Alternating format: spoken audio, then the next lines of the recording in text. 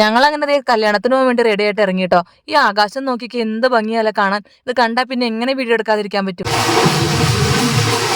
കല്യാണം കഴിഞ്ഞ് തിരിച്ചെത്തി കഴിഞ്ഞപ്പോൾ അവിടെ ഈ കിറ്റ് എടുത്ത് നോക്കിയത്. ഇതിനകത്ത് എന്തൊക്കെയാണെന്ന് അറിയണമല്ലോ. അതിപ്പോ ഒരു ഹോട്ടലിൽ ചെന്ന് ആ നിർബന്ധമാണല്ലോ.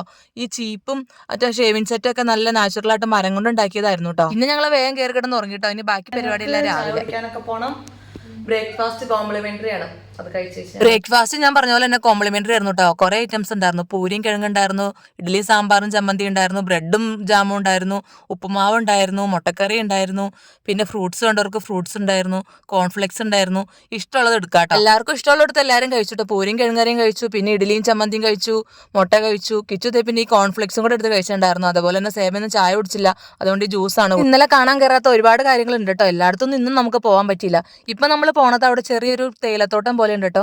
അതിന്റെ മേളിലിട്ട് നമുക്കൊരു ഏറുമാടം പോലെയുണ്ട്. അതിന്റെ പൊക്കത്ത് കയറാൻ പറ്റില്ല. കുത്തനെയുള്ള സ്റ്റെപ്പ് ആയതുകൊണ്ട് തന്നെ ഇതിന്റെ മുകളിൽ കയറാൻ ഇച്ചിരി പാടാട്ടോ. പ്രായമായവർക്കൊക്കെ നല്ല ബുദ്ധിമുട്ടാണ്. അതിന്റെ പൊക്കത്ത് നിന്ന് കഴിയുമ്പോൾ നമുക്ക് മാങ്കോമഡോസിന്റെ ചെറിയൊരു വ്യൂ കാണാൻ പറ്റും കേട്ടോ. ഒരുപാട് ഹൈറ്റിലല്ല. ഈ കാണുന്നതാണ് ശരിക്കുള്ള വ്യൂ പോയിന്റ്. ഇതൊരു 6 നിലയുടെ മേളിലാണ്. ആദ്യം കണ്ട ഏറുമാടത്തിന്റെ അവിടെ അല്ല കേട്ടോ. ഇത് നന്നായിട്ട് കയറാനുണ്ട്. നല്ല കാലുവനൊക്കെ എടുക്കും കേട്ടോ. പക്ഷെ ഇതിന്റെ മേളിൽ കയറിയിരുന്ന മാങ്കോമഡോസിന്റെ ഫുൾ ആയിട്ടുള്ള വ്യൂ കാണാൻ പറ്റും. അവിടെ രണ്ടിടത്ത് കയറിയപ്പോ തന്നെ നല്ല ക്ഷീണായിട്ടോ. പിള്ളേരൊക്കെ സൈക്കിൾ എടുത്തോണ്ടായിരുന്നു ഇറങ്ങിയത്. രാവിലെ ചായ കുടിച്ചതൊക്കെ ഇപ്പൊ തന്നെ നന്നായിട്ട് ദഹിച്ചു. പിന്നെ ഞങ്ങൾ പോയത് ശിവന്റെ ഈ പ്രതിമ ഇരിക്കുന്നിടത്താട്ടോ. ഇത് പിള്ളേർക്കൊക്കെ ഈസി ആയിട്ട് നടക്കാൻ പറ്റും. 1.5 അടി താഴ്ചയുള്ളൂ. നമുക്ക് കാലെടുത്ത് വെച്ച് പോകാൻ പറ്റുന്ന ആ ഒരു രീതിക്കാണ് ഉണ്ടാക്കിയേക്കണേ. നല്ല രസമായിട്ട് അതിന്റെ ഉള്ളിൽ കൂടെ പോകാൻ. ആദ്യം സേബയ്ക്ക് ഒരു പേടിയായിരുന്നു. എന്നാലും ഞങ്ങൾ പോണാണ്ട് ഇപ്പൊ ഈ വെള്ളത്തിൽ കുറെ മീനുണ്ട് കേട്ടോ. അത് ഈ അലങ്കാര മത്സ്യങ്ങളാണ്. ഒരുപാട് കാണാനുണ്ടായിരുന്നു കേട്ടോ ഈ വെള്ളത്തിന്റെ ഉള്ളിൽ. അത് കഴിഞ്ഞ് അപ്പുറം ചെല്ലുമ്പോൾ ഇവിടെ ആനേനെ റെഡിയാക്കണ്ട കേട്ടോ. ഇത് ഇവിടുത്തെ പുതിയ പരിപാടിയാണ്. മിനിന്നാട്ടോ ഈ ആനയുടെ പേര്. ഈ ആനയുടെ മേളിൽ സവാരി ചെയ്യാൻ പറ്റും. അത് ഇന്നിപ്പോ സ്റ്റാർട്ടിങ് ആവണയാണ്. ഞങ്ങൾക്ക് അത് പേടിയായുണ്ട്. അതിനൊന്നും ഞങ്ങൾ പോയി. അവിടെ നിന്ന് നീ പോന്നു കഴിയുമ്പോൾ ഈ ശ്രീനാരായണ ഗുരുവിന്റെ പണ്ടത്തെ ആശ്രമം പോലത്തെ ഒരു രീതി ആക്കി വെച്ചിട്ടുണ്ട് കേട്ടോ.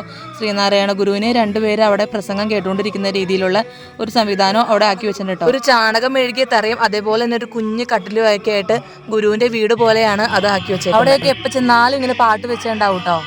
കുറച്ചു നേരം അവിടെ നോക്കി നിന്നിട്ട് ഞങ്ങൾ വേഗം തന്നെ അടുത്ത സ്ഥലത്തേക്ക് പോയി. 11 മണിയാകുമ്പോഴാണ് റൂം വെക്കേറ്റ് ചെയ്യേണ്ടത്. അത് കഴിഞ്ഞാൽ 5 മണി വരെ നമുക്ക് അവിടെ നിൽക്കാൻ പറ്റും. ഇവിടെ ശിക്കാര ബോട്ട്, സ്പീഡ് ബോട്ട് അങ്ങനെ തുടങ്ങിയ ഐറ്റംസ് ഒക്കെ ഉണ്ട് കേട്ടോ. ഇതിനൊക്കെ എക്സ്ട്രാ പേയ്മെന്റ് കൊടുക്കണം കേട്ടോ. നമ്മുടെ ടിക്കറ്റിൽ ഇൻക്ലൂഡഡ് അല്ല. കിച്ചു അപ്പത്തേക്കും അടുത്ത വണ്ടി എടുത്തോണ്ട് പിള്ളേർക്ക് ചെയ്യാൻ പറ്റിയ വേറെ കുറെ ഗെയിം ഉണ്ടെന്ന് പറഞ്ഞിരുന്നല്ലോ. അതിലൊരു ഗെയിം ആട്ടോ ഇത്.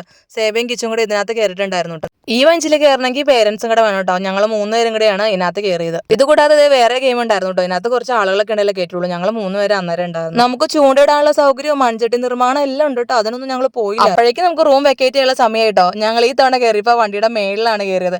എങ്ങനെയുണ്ടെന്ന് അറിയണമല്ലോ. നല്ല രസം ഉണ്ടായിരുന്നു കേട്ടോ അതിന്റെ മേളിൽ ഇരുന്ന് പോകാൻ. ഇനിയും നമ്മൾ പോവാത്ത ഒരുപാട് കാര്യങ്ങൾ അവിടെ ഉണ്ട് കേട്ടോ. ഇന്ന് നമുക്ക് വൈകുന്നേരം 5 മണി വരെ അവിടെ നിൽക്കാൻ പറ്റും. പക്ഷെ ഞങ്ങൾ നിന്നില്ല. ഞങ്ങൾ അപ്പൊ തന്നെ തിരിച്ചു പോന്നു കേട്ടോ. റൂം വെക്കേറ്റ് ചെയ്ത് കഴിഞ്ഞപ്പോ തന്നെ തിരിച്ചു വന്നപ്പോ ഒരു കടയിൽ കയറി പഴവും പാനും കൂട്ടി വീട്ടിൽ ഊണും കഴിച്ചിട്ടാണ് ഞങ്ങൾ പോകുന്നത്.